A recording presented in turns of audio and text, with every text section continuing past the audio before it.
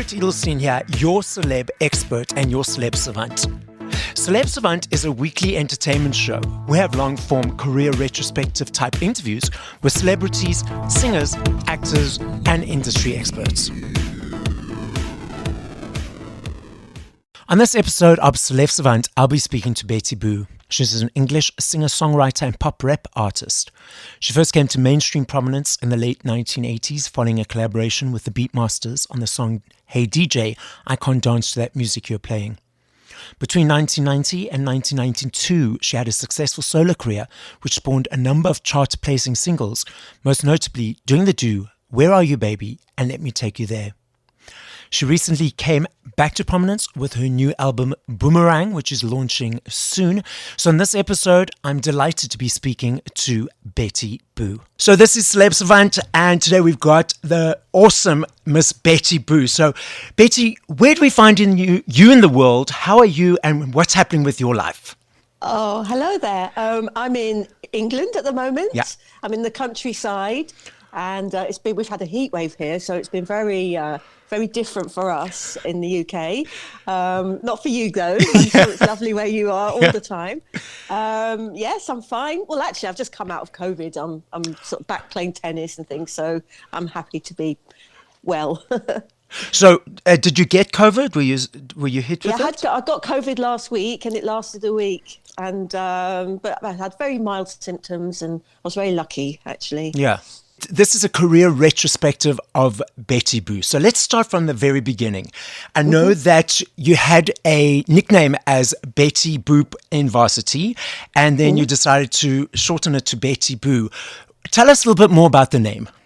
Well, when I was a teenager, I used to experiment a lot with my hair, like most teenagers would. Yeah. And one day, I made the mistake of having it dyed bright red. Okay. and it ruined my hair completely. So I had I had a very, very short cut to cut it off. And I ended up looking a bit like Betty Boop, the cartoon character. So people gave me that nickname. And then when I started rapping with my friends in our bedrooms and at school and things, I used that as an MC name. And then when I ended up making records, I just thought, well, I may as well use that because Alison, my real name, doesn't really cut it, to be honest. So, so that's how. And it's kind of given me the freedom to be able to be cartoony and be a little bit more out there and, not be boring, basically, have a character. So it gives you like an alias, so to speak, that you can blame it on Betty Boo if you get a bit naughty. Yeah, it's my alter ego. I love that. So tell us about the start of your music career and your journey through the 90s, and for the listeners to know about Betty Boo. Well, where do I start? I mean, I love rapping and I love making music. I love pop music, most of all. And, I love writing lyrics and having fun with it. I love getting dressed up. I love being camp and, just stepping outside my normal life, like you say, like a character or something like that. And, I think I'd like to keep making music because it's changed now. So, you can just put stuff on Spotify and release it. And I have my own record label now, so I can do whatever I want. I'm my own boss. So that's pretty cool. That's amazing. So you mentioned being a rapper. Now, you were one of the early female rappers in the 80s and 90s, paving the way for many others. So what does it feel like to be a forerunner in that sort of genre? Well, it's great. When I started rapping, it was a fairly new genre, and I do remember doing when I came out with Doin The Do, which was my debut single. Yeah. I remember these two DJs that were very popular in the UK, and they were reviewing all the new songs that were being released that week, and Doin The Do was one of them, and they loved it. They said, and they played it on rotation all the time and they really got behind it. But I remember the caption saying, well, this rap thing's never going to catch on though, is it? And here we are. And look, it's the biggest genre of music, possibly. You know, it's huge out in America, and it's great. It's sort of merged into different other genres as well. So it's just become in the mainstream, which is fantastic. Your creative process of creating music, is it always the same? Is it different each time? Tell us more about that. It's not. It's not particularly easy. Put it this way. I have to really be in a kind of a zone, and really step outside myself a little bit. And once you get into that zone, things do start flowing, and you have that sort of belief system. Because also you have to tell yourself that you can do it. Yeah. Anyone who's a creative will know that. You've got to start somewhere. And sometimes I could just be in the car, actually. Like, for instance, one of the latest songs that I recorded was called Boomerang, which is the title track on my album. And I was just going along the road. I went to a place called Oxford, which is up the road from where I live. And I just started singing this chorus, and I thought, where did that come from? I just, sometimes they just come to you like that. Yeah. But you do just have to sometimes you listen to the little voices in your head saying, oh, you can't do it, you can't do it. But then you have to say, I can do it. It's the same for everybody. You just have to train yourself to believe in what you do and love what you do. And flick those little voices off your shoulder and say, go away. I know what I'm doing. I've got the experience. I've got the knowledge. I am creative, and I'm going to do this. Yeah, exactly. You got to get rid of those demons, and it takes a bit of training. You can't let these things get you down. But sometimes things don't come at all, and you just have to write the day off and go off and do something else. Yeah. But that's the main thing. If you can create something from nothing, I mean, that's magic, isn't it, really? Yeah. It is. Alchemists. We are alchemists. Yeah. So do you write the music and the lyrics and everything yourself? Well, sometimes I start with a musical idea. So it could be a bass line. But a lot of the time I start with beats. So I sometimes I just start writing off my laptop and just loop some beats and maybe play around with a keyboard part. See what happens. Or it could be listening to lots of other records, and you sort of get this kind of osmosis. And then there are other times when I write with my co-writer, Andy Wright, and we go into the studio and then we just vibe off each other. And he's a wonderful musician. And I just marvel at his playing and things. And sometimes that's really inspiring. So there are lots of different ways of being creative. But sometimes I like to start something from scratch at home. So next time I go into the studio, I've got an idea to go with, and then you're going to come up with something amazing at the end, because you're not Andy and I have trained ourselves to kind of really work hard in a concentrated amount of time. So we might I'll drive to London, which is about 100 miles away from where I live, to his studio, and then we start writing at 2:00, and then we finish at 7:00, so we can have a life outside the studio. Yeah. It is important, yeah. Yeah. And it's a kind of we sort of force our energies into this music, and we don't smoke or anything like that, so we're not stepping outside, we don't have lunch, we just work. And it's great. It's kind of an interesting way of working. You put pressure on yourself, though. That's not so great sometimes, but at the end of it, you just feel like, yeah, that was a good day's work. In the late 80s, early 90s, we had the string of hits. Tell us the gap between that period of stepping away and being more behind the scenes, and now coming back and releasing the new album. What was Betty up to? And give us that overview. Okay, well, I did a lot of writing for other artists. I spent a lot of time in Los Angeles working with some of the big hitters, the big writers and producers out there. And it wasn't really for me, that kind of way of working, because it was kind of soulless. And you'd work with people, amazingly talented people, don't get me wrong, but what was expected of you is quite a lot. It was too pressurizing for me.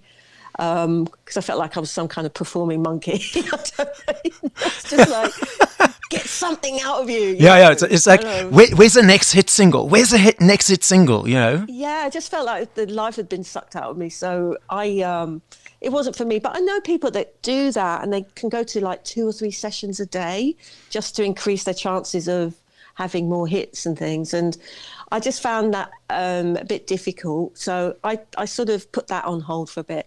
But I learned a lot from working with some of these amazing people. Because, you know, a lot of them would write and produce records on the fly. So you'd be in the studio and they'd be writing and producing at the same time. And you think, oh, my God, that sounds amazing at the end. So it's kind of nice. It was a great experience in terms of watching masters at work, you know. And I suppose I've taken a little bit of that professionalism away with me, because, you know, you can always put things off and procrastinate, and, you know, you just don't get anywhere if you don't just do it.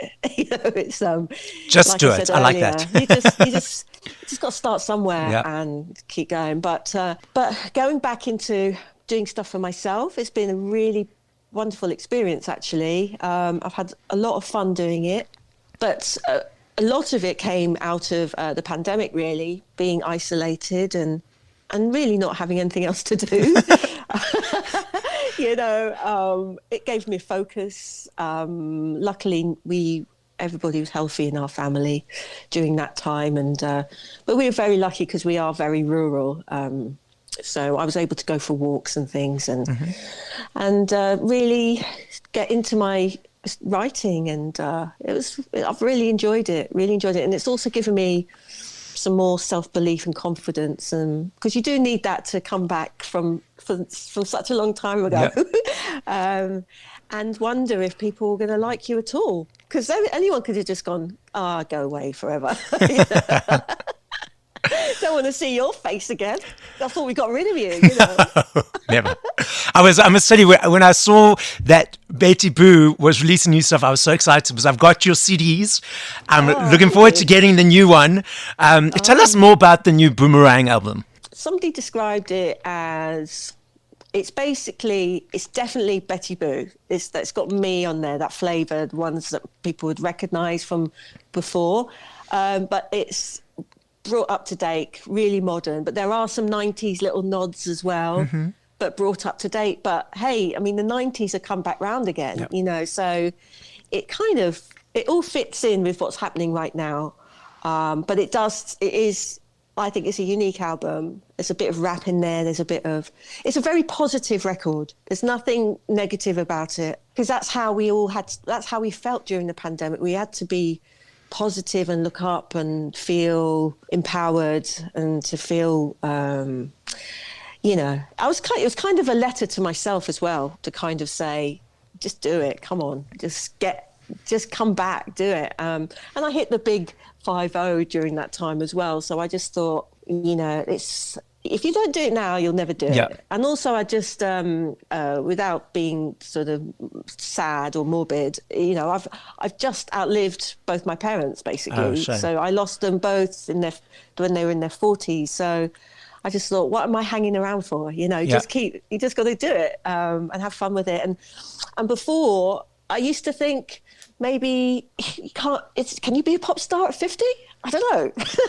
It sounds like, I mean, lots of other people are doing it. You know, hey, look at the Rolling Stones. I mean, and this whole thing of if you're a certain age means that you're no longer relevant, kick that to the curb. I mean, really, if you're talented and you've got it and you're creating beautiful music for people to listen to, it doesn't matter what age you are, just step aside and enjoy it. Yeah, things have changed, haven't they? And I'm really pleased, because in the old days, it was a bit like, if you were a pop star, you were over the hill at 25. You know, it's a bit like being a footballer retiring from soccer, and then you just go and play for an old club or something, or manage a club or things. It was interesting because I was reading the Bananarama autobiography a few months ago, and exactly that happened to them when they reached 24, 25. The record label said, sorry, you're no longer relevant, shush you aside, you know, you're not interesting. I was like, I mean, really? And then they carried on releasing such amazing tracks. So it's like, it's nonsense. Absolutely nonsense. Yeah. Girl power. Exactly. Now, you've got such interesting collaborations on the new album with David Gray and Sophie Ellis Bextor. I know you wrote for Sophie's one of her for her fourth album. So I find them such interesting collaborations. By the way, I will be interviewing David and Sophie soon, so I'm very excited for that as well. How did those collaborations come about? Sophie features on a song called Shining Star. Yeah. And as everyone knows, she was like the disco queen in her kitchen disco and everything. So, and because I knew her, and I also know the Feeling, her husband's in the band called The Feeling. Yep. And we've written together as well. And I've featured on one of their tracks on their album. I just thought, gosh, it'd be lovely to have Sophie just singing maybe the chorus or a little bit of her little lovely tones on there. So I just sent her a text and I asked her, and she said, "Oh, I love this song so much." And I arranged to, because our studio, where I work in the studio, is about 10 minutes drive from where she lives. So I said, "Well, when do you want to do it?" She said, "Oh, okay, I could do it Monday." And I said, "Okay, I'll come pick you up. I'll drive you to the studio and it won't take long. Could take a couple of hours because she's really good at singing. I mean, she's amazing." And she did the vocals. We hung out for a little bit. I drove her back home and she was back home in time for her kids back from school at 3:30. It was amazing. I just timed it amazingly. And then David... I'd written Right By Your Side, which is the song he features on, with Andy, my co-writer. And we were sort of thinking, gosh, it'd be nice if David Gray could sing that, because I could hear his tone on there. So I sent him an email, and next thing I knew, he'd sung his vocals and sent them to me. And that was it. And then we mixed them in and it just sounded fabulous. So... that's how that came about. Just very simply, actually. Normally you think, oh, you send people tracks, they'll ignore you and never get back to you ever again. Or they might go, ooh, hate that, rubbish. And they didn't, they must have loved it. So it's that little devil coming again that you have to flick away. Bye-bye. Bye. Go away. What are your thoughts of the way the 80s and 90s nostalgia is full circling around, that people are loving that the music, the culture, and all that relevance again? What are your thoughts about it? We love it because it's bringing all the music and all you guys out to bring great new music and like the Rewind festivals and the 90s festivals. What are your thoughts around it? I think it's great because I think there's music that just stays with you forever, isn't there? And it stays with you with memories of friends, family, times at school, maybe, or uni, or being with somebody that you loved. And I just think it's part of who we are. And I love the fact, I mean, I think a lot of songs they're so strong in the 80s and 90s. You know, the charts were very, very strong. You would often in the top 40 have hit after hit that was, you know, there were some songs that were so massive they didn't even get to number one because the charts were so strong. Yeah. So, for instance, the other day, who was it? It was like, I can't remember who it was now, but I always thought it was number one in the charts, and it wasn't. It reached number 3. I think it was Madness or something, Baggy Trousers. Yeah. I thought that was number 1, but it peaked at number 3. Well, that's crazy, you know. As you mentioned, we're now on these digital platforms, and previously it was the vinyl, the CDs, the cassettes. Those are all making a comeback. You did say a little while ago that you enjoy the digital platforms, but what are your thoughts in the way that us as listeners are now consuming music compared to previously? Well, I think, I've put together a load of coloured vinyl, coloured cassettes and CDs as bundles as part of releasing my album, and they're pretty much sold out within minutes because because people love the physical aspect of it. I know it sounds like a cliche, but I don't know. I like to look at stuff. Yep. I like to feel them. I like to touch them. And even though I haven't got a cassette player, okay, I'll just put it on I'll put some cassettes on my desk so I can just look at them. So you can put it on Spotify and just pretend that it's playing off there. Yeah. Oh, look, yeah. So, you know, what I do on my Celeb Savant is on a weekly basis, because I still buy my CDs. Yours is on my list. I'm very much looking forward to it.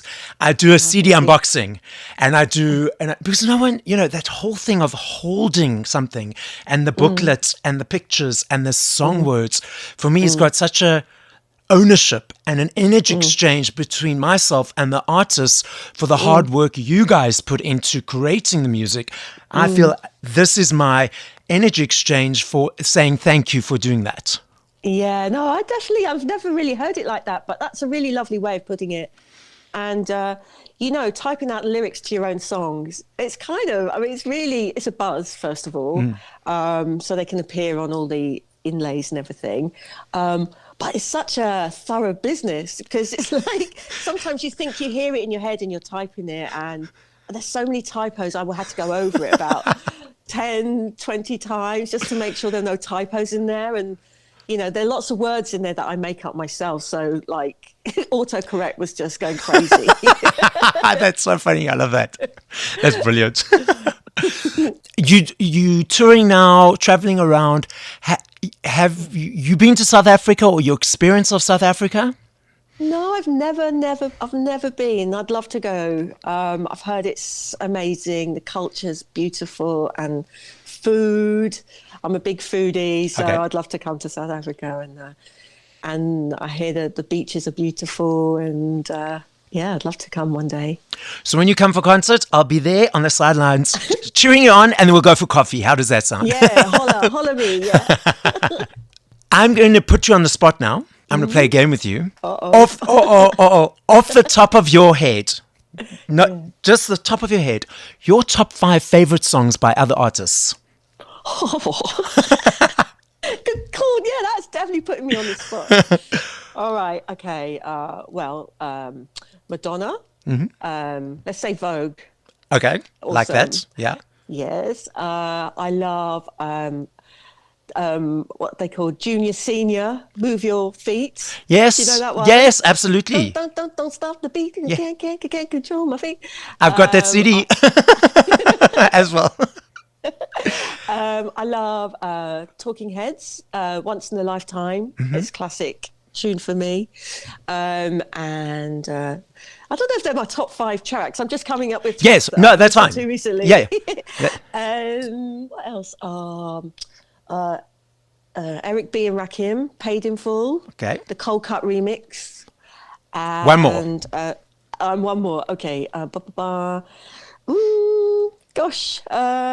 Oh God, I can't think. Let's think of a disco record. Hung Up, Madonna as well. Oh, cool. Hung Up. Excellent. Yeah.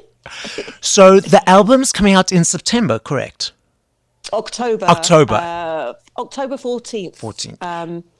Yeah, but it's available to pre-order now. Okay. So, and there's some bonus tracks if you pre-order it, and there's some nice little offers on there as well. So it's all on my official bettyboo.com website, and also I'm on Instagram. So all the links are in the bio there. On Boomania 1. So I hope that the CDs aren't sold out. I better place my order now, because you mentioned they sold out. I'm going to do that right after this. So what's next for Betty Boo? Well, I've got a single out at the moment with David Gray. Yes. Right By Your Side. And I've also announced that I'm doing my first headline show ever at the Lafayette in King's Cross, London. So I announced that this morning. So I'm really excited about doing that, because I'll be performing all the new tracks from my album with a full live band, and I've got bouettes as well. Oh, lovely. And it's a beautiful venue as well, Lafayette. It's got a lovely little stage, and it's perfect for any sort of hardcore fans. And yeah, those tickets went on sale today. And yeah, I'm looking forward to that. And I've got lots of festivals still coming up, because it's the summer season. Yeah. And yeah, I'm just going to keep going and making more records, and I'm going to go back into the studio probably November time and get the ball rolling again. I've half finished my second album. So. Oh, great! So we're not going to have to wait too long for the next one. No, I'm not going. No, not another 30 years. I won't be here. And now the podcast is listened to throughout the world. Mm-hmm. As a final message to our listeners, what would you like to say? Oh, well, thanks for listening. First of all, it's been lovely, and just believe in yourself. If you have an ambition, even if it's taking up a new sport or a hobby, or, you know, you always wanted to do something, just go for it, because you just don't know where it'll lead you. And it will give you an amazing feeling of achievement and just feeling like you've got a focus in life. You know, don't listen to the bad people. Don't listen to, you know, the bad voices. You just have to go for it. And it can be just something as small as taking up tennis or taking up, you know, sewing. You know, you just don't know where it'll take you. You can meet new people. You can make new friends. Mm-hmm.